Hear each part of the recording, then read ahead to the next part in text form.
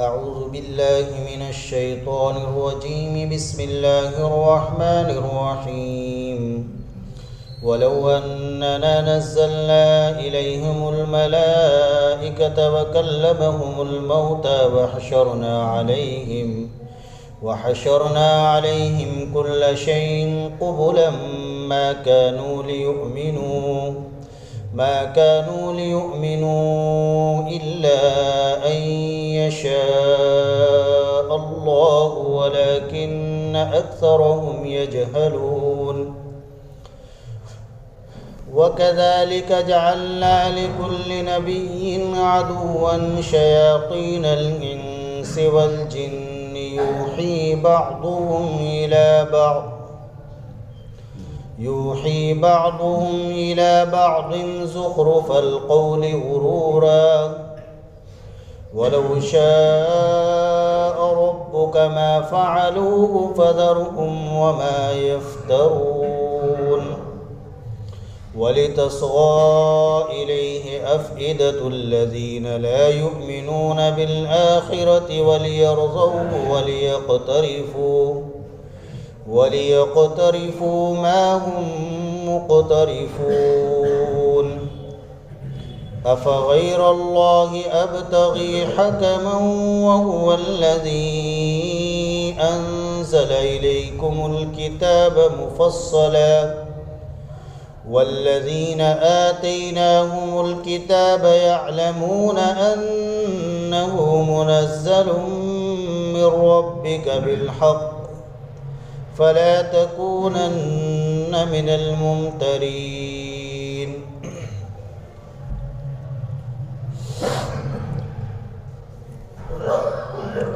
اس سے پہلے آیات شریفہ میں اس بات کا بیان آیا ہے کہ مشرکین مکہ نے حضرت نبی کریم صلی اللہ علیہ وسلم سے فرمائشیں کی اور کچھ معجزات کا مطالبہ کیا، جبکہ وہ بڑے بڑے معجزات اپنے نظروں سے دیکھ چکے تھے۔ کسی نے مطالبہ کیا کہ ہم ایمان لائیں گے جبکہ آپ اس پہاڑ کو سونے کا بنا دیں، اس طرح کی فرمائشیں کی گئی۔ کسی نے کہا کہ ہم ایمان لے آئیں گے جبکہ آپ ہمارے پاس فرشتوں کو لے کر آئے، فرشتہ ہمیں دکھائے۔ لولا انزل علینا الملائکہ، فرشتہ آپ ہی کے پاس آتا ہے، ہمارے پاس فرشتے کیوں نہیں آتے؟ ہم تو تب ایمان لائیں گے جب فرشتے ہمارے پاس آ جائیں۔ کسی نے کہا کہ ہم ایمان جب لائیں گے جب آپ ہمارے باپ دادا کو زندہ کر دیں، فاتوا بآبائنا۔ اس طرح کی فرمائشیں، اس طرح کے معجزات کا مطالبہ۔ اللہ تعالیٰ کے لیے یہ تمام معجزات اور ان تمام معجزات کو ظاہر کرنا اور ان کی فرمائشوں کو پورا کرنا ذرہ برابر مشکل نہیں تھا۔ اللہ فوراً پہاڑ کو سونے کا بنا سکتے تھے۔ اللہ جس کے پاس چاہے فرشتے کو بھیج دے۔ اللہ تعالیٰ شانہ جس مردے کو چاہے زندہ کر دے۔ سب پر اللہ قادر ہے، اللہ کے لیے کوئی مشکل نہیں ہے۔ لیکن پہلے قوموں کے اندر اللہ کی عادت یہ رہی ہے کہ اگر کوئی قوم اپنے نبی سے کسی معجزے کا مطالبہ کرتی ہے، کوئی فرمائش کرتی ہے اور وہ معجزہ ان کے سامنے ظاہر کر دیا جاتا ہے، ان کی فرمائش پوری کر دی جاتی ہے، پھر بھی وہ ایمان نہ لائے تو اللہ کا ان پر عذاب نازل ہو جاتا ہے، اللہ کی گرفت اور پکڑ میں آ جاتے ہیں۔ نبی پاک صلی اللہ علیہ وسلم کو یہ چیز معلوم تھی، اس لیے اللہ سے آپ نے ان کے مطلوبہ معجزات کی فرمائش نہیں فرمائی۔ اللہ نے اس آیت شریفہ میں صاف فرما دیا، لو اننا نزلنا الیہم الملائکہ، اگر ہم ان کے پاس فرشتوں کو بھیج دیں، جیسا کہ یہ مطالبہ کرتے ہیں، لولا انزل علینا الملائکہ، ہمارے پاس فرشتے کیوں نہیں آتے ہیں؟ اگر ہم ان کی اس فرمائش کو پورا کر دیں اور ان کے اس معجزے کو پورا کر دیں اور ہم ان کے پاس فرشتوں کو بھی بھیج دیں، اور مزید وَكَلَّمَهُمُ الْمَوْتَى، اور جیسا کہ کہہ رہے ہیں فَاتُوا بِآبَائِنَا، ہمارے باپ دادا کو زندہ کر کے دکھاؤ، ہم ان کے باپ دادا کو زندہ کر دیں، مردے ان سے بات بھی کرنے لگے۔ بلکہ مردے ہی کیا، وَحَشَرْنَا عَلَيْهِمْ كُلَّ شَيْءٍ قُبُلًا مَا كَانُوا لِيُؤْمِنُوا، ہم ان کے سامنے اگر ہر چیز کو بھی جمع کر دیں، ان پر ہر چیز کو جمع کر دیں اور یہ ہر چیز کو اپنی آنکھوں سے دیکھ لے، ما کانوا لیؤمنوا، تو تب بھی یہ ایمان لانے والے نہیں ہیں۔ ان کی سرکشی کا ہمیں علم ہے، ان کے عناد کا، ان کی دشمنی کا، اسلام اور مسلمانوں سے ان کی جو عداوت ہے، دشمنی ہے، ہمیں وہ معلوم ہے۔ یہ کتنے ہٹ دھرم ہیں، کتنے ضدی ہیں یہ مشرک کافر، یہ ہمیں معلوم ہے۔ اگر تمام ان کی فرمائشیں پوری کر دی جائے تب بھی یہ ایمان لانے والے نہیں ہیں۔ الا ان یشاء اللہ، ہاں اگر اللہ ہی چاہ لے تو الگ بات ہے۔ ان کی سرکشی تو ایسی ہے کہ ایمان کی توفیق نہیں ہوگی، لیکن اللہ ہی ان کی سرکشی کو ختم کر دے تو الگ بات ہے۔ وَلَٰكِنَّ أَكْثَرَهُمْ يَجْهَلُونَ، اور حقیقی بات یہ ہے کہ ان میں سے اکثر لوگ جہالت کی باتیں کرتے ہیں، نادانی کی، بے وقوفی کی باتیں کرتے ہیں۔ وَكَذَلِكَ جَعَلْنَا لِكُلِّ نَبِيٍّ عَدُوًّا شَيَاطِينَ الْإِنسِ وَالْجِنِّ يُوحِي بَعْضُهُمْ إِلَى بَعْضٍ زُخْرُفَ الْقَوْلِ غُرُورًا۔ اللہ پاک نے اس آیت شریفہ میں اپنے نبی پاک حضرت محمد صلی اللہ علیہ وسلم کو تسلی دی ہے اور فرمایا ہے کہ آپ غمگین نہ ہوجئے، آپ صدمہ نہ کیجئے، فکر نہ کیجئے۔ یہ لوگوں کا دشمن ہونا کوئی آپ کے لیے نئی چیز نہیں ہے۔ آپ سے پہلے جو انبیاء کرام علیہم السلام تشریف لائے ہیں ان کے بھی دشمن تھے، انسانوں میں بھی ان کے دشمن موجود تھے، شریر لوگ، اور جنات میں بھی ان کے دشمن موجود تھے۔ جنات میں شریر قسم کے بھی ہوتے ہیں، شریف بھی ہوتے ہیں، دونوں طرح کے ہوتے ہیں۔ تو اللہ پاک فرما رہے ہیں کہ آپ سے پہلے جو نبی آئے ہیں ان کے دشمن شیطان قسم کے انسان بھی تھے، شریر انسان بھی تھے اور شریر جنات بھی تھے۔ تو ایسے ہی یہ لوگ آپ کے دشمن بنے ہوئے ہیں، آپ کے مذہب کے دشمن بنے ہوئے ہیں، آپ کے ماننے والوں کے دشمن بنے ہوئے ہیں۔ تو یہ کوئی نئی چیز نہیں ہے، یہ تو پہلے سے چلی آ رہی ہے۔ کوئی چیز عام ہوتی ہے تو اس کو برداشت کرنا آسان ہو جاتا ہے، اس کو برداشت کرنا آسان ہو جاتا ہے۔ تو یہ بھی ایک نئی چیز نہیں ہے، کوئی ایک پرانی چلی آ رہی ہے۔ سبھی نبیوں کے دشمن رہے ہیں تو آپ کے بھی دشمن ہو رہے ہیں۔ آدمی کو اس کی فکر نہ کرنی چاہیے کہ سب میرے ماننے والے ہیں، سب تو اللہ کو بھی نہیں مانتے اور سب رسول کو بھی نہیں مانتے۔ آپ دیکھیے رسول کے بھی دشمن موجود رہے۔ آپ اپنی شریعت کے مطابق اپنا کام کرتے رہیے۔ آپ اگر اس فکر میں پڑیں گے کہ سب مجھ سے راضی رہے، سب مجھ سے خوش رہے، سب میری تعریف کریں، یہ دنیا ایسی نہیں ہے۔ آپ لاکھ اچھے سے اچھا برتاؤ سلوک کرتے رہے لیکن پھر بھی برائی کرنے والے ضرور مل جائیں گے۔ آپ ان برائی کرنے والوں کی پرواہ نہ کریں، ان کی فکر میں نہ پڑیں، بلکہ یہ سوچ لیں کہ جب ہمارے نبی کو سب نہیں مانتے اور نبی کے بھی دشمن، حالانکہ ان میں کوئی نقص، کوئی عیب نہیں ہے، کوئی کمی نہیں ہے، تو پھر ہم اس چکر پہ کیوں پڑیں؟ بس ہم تو اللہ کو پسند آ جائے، اللہ کی مرضی پہ چلنے والے بن جائیں، یہ ہونا چاہیے ایسا۔ کسی گناہ کا ذریعہ نہ بنے۔ پچھلے ہفتے یہ بات آئی تھی، یہ اصول قرآن نے ہمیں سکھایا ہے کہ ہم اپنے کام سے ہم کوئی ایسا کام نہ کرے کہ دوسرے کے لیے ہم گناہ کا ذریعہ بنے، گناہ کا سبب نہ بنے دوسرے کے لیے۔ ہم کوئی ایسا کام نہ کرے کہ جس کی وجہ سے، ہماری وجہ سے کوئی دوسرا آدمی گناہ گار ہو۔ اب اس کا مطلب یہ ہرگز نہیں کہ ہم نیک کام کو چھوڑ دیں. مثلا نماز پڑھنے جا رہے ہیں، مشرکین ہمیں دیکھ کر مذاق اڑا رہے ہیں، تو ہمارے ذہن میں شیطان یہ ڈال دے.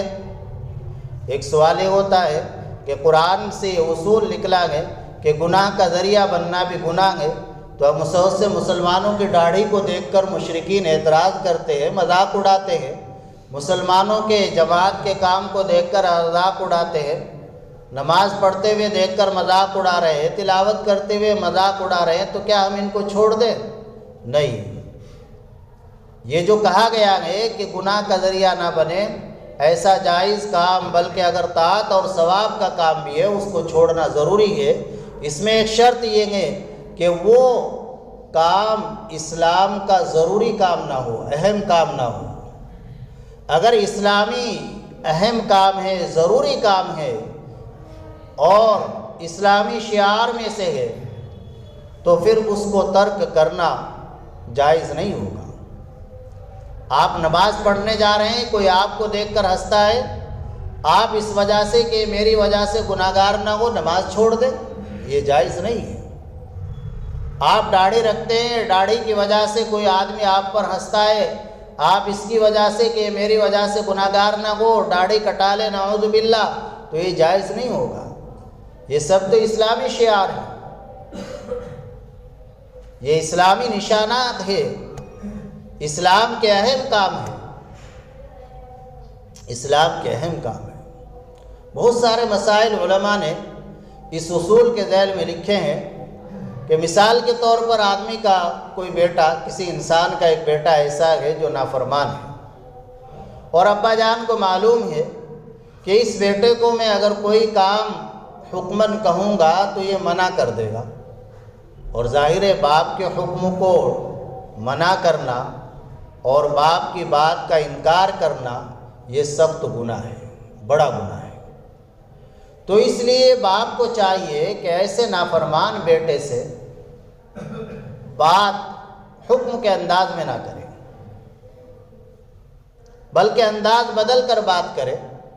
مثلا مجھ سے نہ کہے تو یہ کام کر یا تو یہ کام نہ کر، بلکہ اس سے یہ کہہ دے تجھے یہ کام کر لینا چاہیے، تیرا اس میں فائدہ ہے.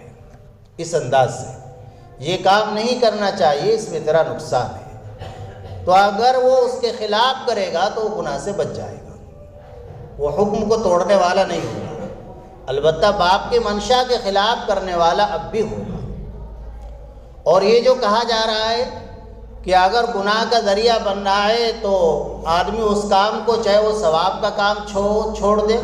اس کی مثال ہے، مثلا ہمارے نصیحت کرنے سے کوئی مذاق اڑاتا ہے، ہمارے تقریر کرنے سے کوئی آدمی مذاق بناتا ہے، تو ہم یہ نصیحت کرنا چھوڑ دیں، وہ کیوں ہماری وجہ سے مزید گناہگار بنے. یہ ہے اس کی مثال. لیکن جو کام شریعت کا اہم ہے اور ضروری کام ہے، اسے کسی کے مذاق کی وجہ سے اور کسی کی رعایت میں چھوڑا نہیں جائے گا. آپ یہ نہیں کہہ سکتے کہ میں آفس میں جاتا ہوں وہاں غیر مسلم ہے اس لیے میں داڑھی نہیں رکھ سکتا، میری مجبوری. یہ کوئی مجبوری نہیں ہے، داڑھی رکھنا ایک ضروری اور اہم کام ہے. ایسی سنت مؤکدہ ہے جو واجب کے قریب ہے، اور ایسا گناہ ہے جو ہر حال میں رہتا ہے. سو رہا ہے تب بھی گناہگار ہے، طواف بھی کر رہا ہے تب بھی گناہگار ہے. داڑھی کٹانے والا، اللہ اکبر، طواف بھی کر رہا ہے. داڑھی رکھے، جوانی سے رکھے. اللہ کو جوانوں کی عبادت پسند ہے، اس کا فائدہ معلوم ہوگا. وقتی طور سے تھوڑے بہت حالات ہوتے ہیں لیکن ان سے بھی انسان بنتا ہے. آپ اپنے آپ کو اللہ کی مرضی کے مطابق بنا لو، انشاءاللہ اللہ آپ کو پریشان نہیں ہونے دے گا. اگر وقتی تھوڑی بہت پریشانی ہوگی تو وہ ڈبل خوشی اور ڈبل آسانیاں لے کر آئے گی.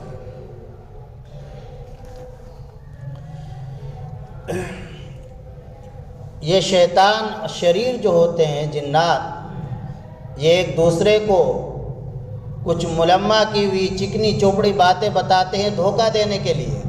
جنات کچھ بتا دیتے ہیں، کچھ باتیں سچی ہوتی ہیں، کچھ جھوٹی ہوتی ہیں. وَلَوْ شَاءَ رَبُّكَ مَا فَعَلُوهُ فَذَرْهُمْ وَمَا يَفْتَرُونَ. اور ان جنات کو یہ طاقت بھی اللہ ہی نے دے رکھی ہے کچھ مصلحتوں کی وجہ سے۔ اگر اللہ تیرا رب چاہے ما فعلوہ تو وہ ایسا نہیں کر سکتے۔ فذرہم وما یفترون، آپ کے جو دشمن ہیں، جو آپ کے ساتھ شرارتیں کر رہے ہیں، آپ کی بات پر ایمان نہیں لا رہے ہیں، آپ ان کو ان کے حال پر چھوڑ دو، اور جو باتیں یہ جھوٹ بنا رہے ہیں ان کو بھی چھوڑ دو، ان کی پرواہ نہ کرو، آپ اپنے کام میں لگے رہو۔ وَلِتَصْغَىٰ إِلَيْهِ أَفْئِدَةُ الَّذِينَ لَا يُؤْمِنُونَ بِالْآخِرَةِ، ان کی باتوں کی طرف ان لوگوں کے دل مائل ہوں گے، جھکیں گے جو آخرت پر ایمان نہیں رکھتے اور وہ اس کو پسند کرتے ہیں۔ وَلْيَقْتَرِفُوا مَا هُمْ مُقْتَرِفُونَ، اور کر لے اور کیے جائے جو کچھ وہ برے کام کر رہے ہیں، ان کا نتیجہ قریب ان کو معلوم ہو جائے گا۔ أَفَغَيْرَ اللَّهِ أَبْتَغِي حَكَمًا وَهُوَ الَّذِي أَنزَلَ إِلَيْكُمُ الْكِتَابَ مُفَصَّلًا وَالَّذِينَ آتَيْنَاهُمُ الْكِتَابَ يَعْلَمُونَ أَنَّهُ مُنَزَّلٌ مِّن رَّبِّكَ بِالْحَقِّ فَلَا تَكُونَنَّ مِنَ الْمُمْتَرِينَ۔ اس آیت شریفہ میں ایک بات تو یہ کہی گئی ہے کہ دیکھو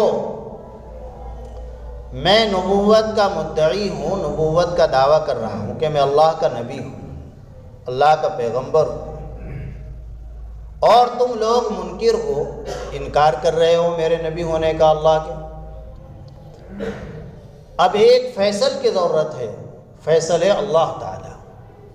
اللہ نے اپنے نبی سے فرمایا کہ آپ ان لوگوں سے یہ کہہ دیجئے کہ میرے اور تمہارے درمیان حکم، جج اور فیصل اللہ ہے۔ اللہ تعالیٰ فیصلہ کریں گے کہ کون سچا ہے کون جھوٹا ہے۔ میں نبوت کا دعویٰ کر رہا ہوں، میں اس میں سچا ہوں یا جھوٹا ہوں یہ میرا اللہ کو معلوم ہے۔ کیا تم لوگ یہ چاہتے ہو کہ میں اللہ کے علاوہ کسی اور کو فیصل اور جج مان لوں؟ ایسا نہیں ہو سکتا۔ اللہ کے علاوہ کوئی اور حکم فیصل نہیں ہو سکتا ہے۔ وَالَّذِي أَنزَلَ إِلَيْكُمُ الْكِتَابَ مُفَصَّلًا، وہ اللہ کہ جس نے تمہارے پاس کتاب نازل فرمائی ہے، تم کو کتاب عنایت کی ہے۔ کتاب بھی کیسی؟ قرآن کریم کی صفت اللہ نے اس آیت شریفہ میں 4 بیان فرمائی ہے۔ ایک صفت تو اللہ نے یہ بیان فرمائی کہ یہ کتاب ہم نے نازل کی ہے، کسی انسان کے نازل کی ہوئی نہیں ہے، کسی انسان کا بنا ہوا کلام نہیں ہے، یہ اللہ کا کلام ہے۔ مفصلہ، اور یہ کتاب بھی ایسی ہے کہ جس میں خوب تفصیل بیان کی گئی ہے۔ اس میں ہر چیز کا بیان ہے، تبیان لکل شیء، ہر چیز کا بیان ہے۔ اس کے کتنے بھید ہیں، کتنے راز ہیں، کتنی حکمتیں، کتنا خزانہ اس میں بھرا پڑا ہے۔ آج 1500 سال کا عرصہ گزر گیا، علماء کرام لکھتے چلے آ رہے ہیں، لیکن اس کی تہ تک آج تک کوئی نہیں پہنچا۔ علماء کرام نے قرآن کریم کی بڑی بڑی تفسیریں لکھی، بڑی بڑی۔ ایک عالم ہے، 6ٹھی صدی میں ان کا انتقال ہے، 6ٹھی صدی کے شیخ ابو عبداللہ محمد بن عبد الرحمن الحنفی البخاری، انہوں نے قرآن کریم کی تفسیر لکھی 1000 جلدوں میں، 1000۔ اور اسی طرح شیخ یوسف بن عبد السلام، یہ 483 میں ان کی وفات ہے، 5ویں صدی کے ہیں۔ ان کی ایک بڑی مشہور و معروف تفسیر ہے حدائق ذات بہجہ۔ بعض علماء فرماتے ہیں کہ یہ تفسیر 300 جلدوں میں تھی، اور صاحب کشف الظنون فرماتے ہیں کہ 500 جلدوں میں یہ تفسیر ہے۔ اسی طرح ایک تفسیر ہے جو مشہور و معروف ہے، ملتی بھی ہے اس وقت، خوب دستیاب ہے، تفسیر ابن جریر طبری۔ تو شروع میں جو یہ تفسیر لکھی بڑی ضخیم تھی، تقریباً 70,000 صفحات پر مشتمل تھی۔ بعد میں انہوں نے اس کا اختصار کیا، اسے مختصر کیا، اب بھی تقریباً 30 جلدوں میں، 100 جلدوں میں، 80 جلدوں میں علماء نے بڑی بڑی تفسیریں لکھی. قرآن کریم کی تفسیر پر جو علماء نے کتابیں لکھی، حضرت علامہ انور شاہ کشمیری رحمۃ اللہ علیہ بیان فرماتے ہیں کہ ان کی تعداد 2 لاکھ تک پہنچ گئی. 2 لاکھ تک. تو اس قرآن کریم کے اندر اتنا خزانہ بھرا پڑا ہے مفصلہ. والذین آتیناہم الکتاب یعلمون انہ منزل من ربک. اور ایک صفت اللہ نے قرآن کی یہ بیان فرمائی کہ اس قرآن کے بارے میں یہود و نصارہ بھی جانتے ہیں کہ یہ قرآن کسی انسان کا کلام نہیں بلکہ یہ تمہارے رب اور پروردگار کا کلام ہے. اس بات کو قرآن وہ بھی جانتے ہیں اور یہ بھی جانتے ہیں کہ قرآن کریم حق ہے، یہ باطل نہیں ہے. حق و باطل کے درمیان فرق کرنے والی کتاب ہے. وہو الفصل.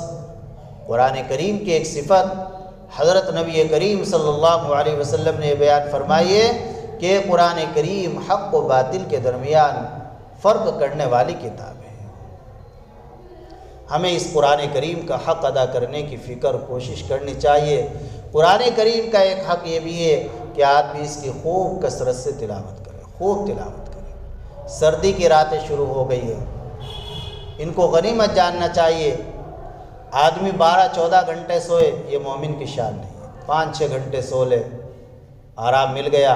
تہجد پڑھے، قرآن کریم کی تلاوت کرے، یہ بڑی خیر کی چیز ہے. یہ زندگی دوبارہ نہیں ملے گی.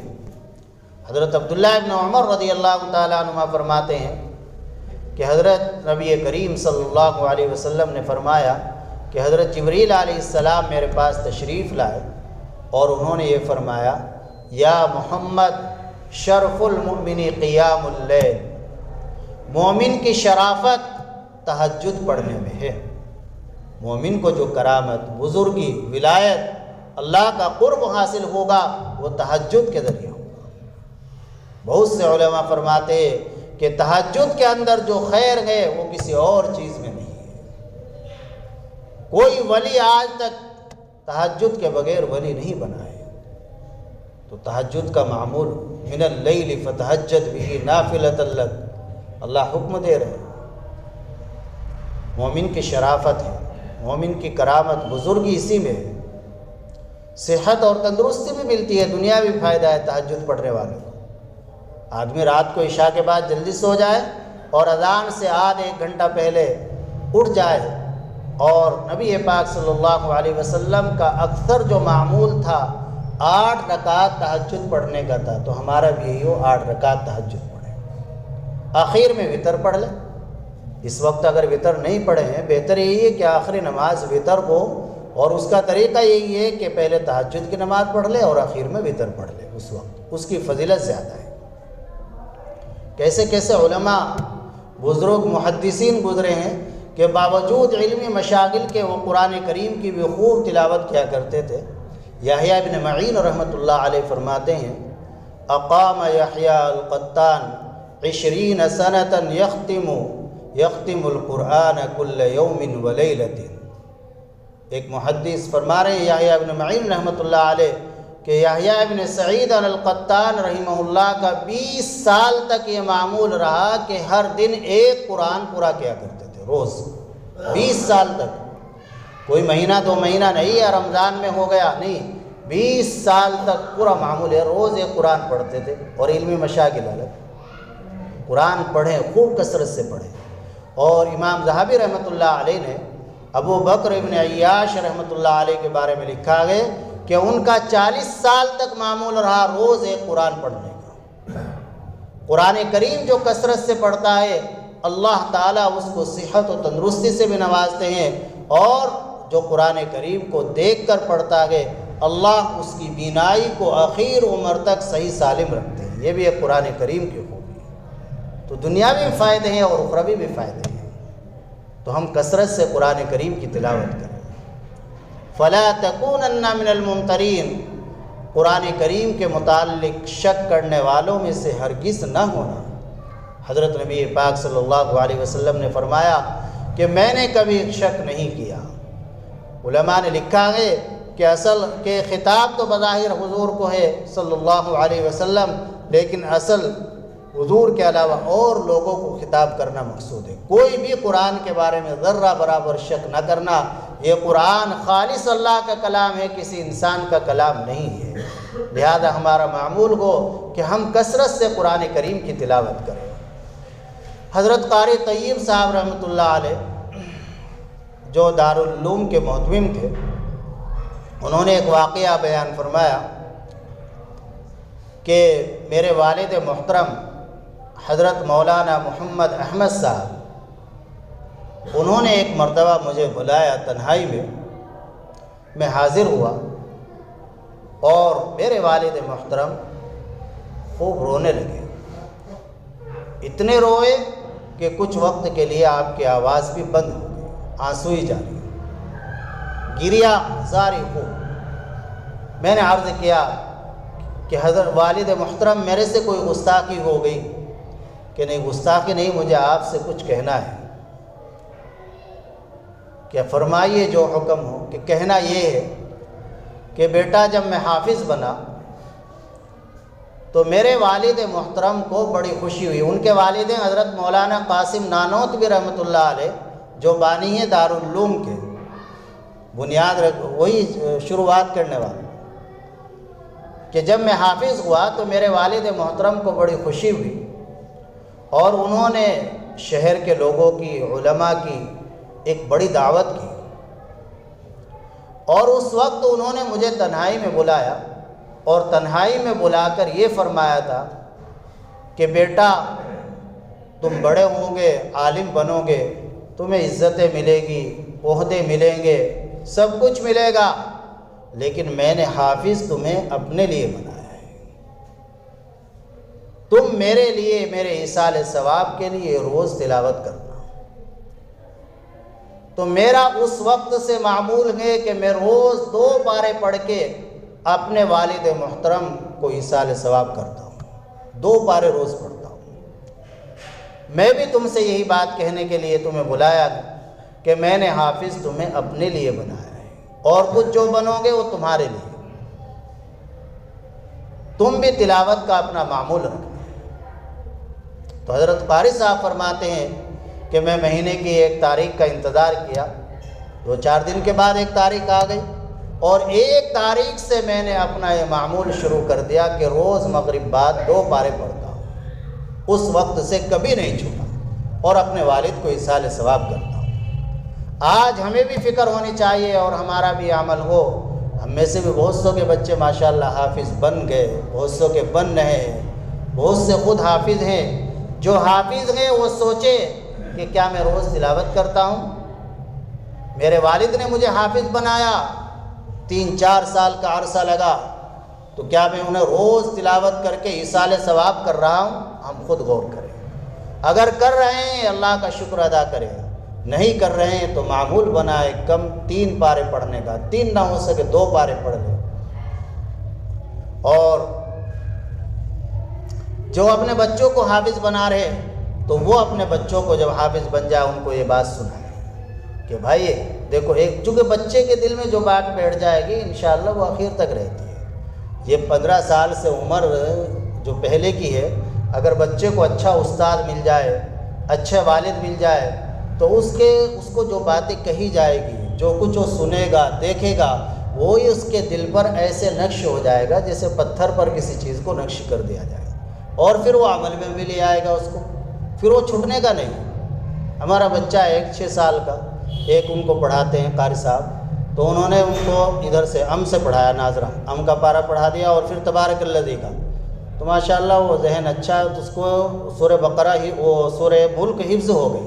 ان قاری صاحب نے کہا کہ مغرب بعد روز آپ کو سورہ ملک پڑھنی ہے۔ تو میں نے تو اب تک نہیں دیکھا، بچہ بھی بچی بھی، کہ کوئی دن ان کا ایسا گزرا ہو، 3-4 مہینے ہو گئے کہ وہ سورہ ملک نہ پڑھتے ہوں۔ بچوں کا حال یہ ہوتا ہے، بچوں کی تربیت اچھی کرنی چاہیے، اچھے استاد ان کو فراہم کرنے چاہیے، ان استاد کو خوش رکھنا چاہیے۔ ہم جیسے اسکولوں میں 3-3 ہزار روپے فیس دیتے ہیں، تو ان استاد کو 1000-2 ہزار نہیں دے سکتے؟ آپ کے 1000-2 ہزار دوائیوں میں جاتے ہیں ادھر ادھر، آپ انہیں دیکھ کے دیکھو، قرآن کریم پر خرچ کر کے دیکھو، انشاءاللہ اس کا کتنا بڑا فائدہ ہوگا۔ کیا اس کی برکتیں آئے گی؟ کوئی تجربہ تو کر کے دیکھیں۔ لیکن استاد اگر کہہ دے 500 روپے فیس لوں گا تو تبھی ہمارے اوپر بڑا گرا گزرتا ہے۔ قرآن کو بیچ رہے ہو، ایسے ایسے شیطان وہ ڈالتا ہے۔ قرآن کو بیچ رہے ہو، دین کو بیچ رہے ہو۔ ارے دین بیچنے کی، قرآن بیچنے کی بات کر رہے ہو، نعوذ باللہ۔ وہ جو خرچ لے رہا ہے، پیسے لے رہا ہے وہ اپنے وقت کے، اس وقت میں وہ کوئی اور کام کر کے 1000-2000 روپے آرام سے کما سکتا ہے۔ کیوں نہیں کما سکتا؟ جس سینے میں اللہ نے قرآن رکھ دیا، جسے اللہ نے ایسا قلب، ایسا ذہن دیا، تو کیا وہ نہیں تجارت کر سکتا؟ کیا وہ نہیں دکان چلا سکتا؟ کیا وہ نہیں کوئی اور کاروبار سے کر سکتا؟ حضرت تھانوی نور اللہ مرقدہ نے صاحب فرمایا تھا کہ آپ ان علماء کی ناقدری کر رہے ہو، باز آ جاؤ ورنہ تمہاری اولاد یہود اور نصارہ بن جائے گی۔ اور رہا ان علماء کا، یہ بھی چاول کی دکان، چینی کی دکان کھول کے بیٹھ جائیں گے، اللہ روزی پہنچا دیں گے ان کو۔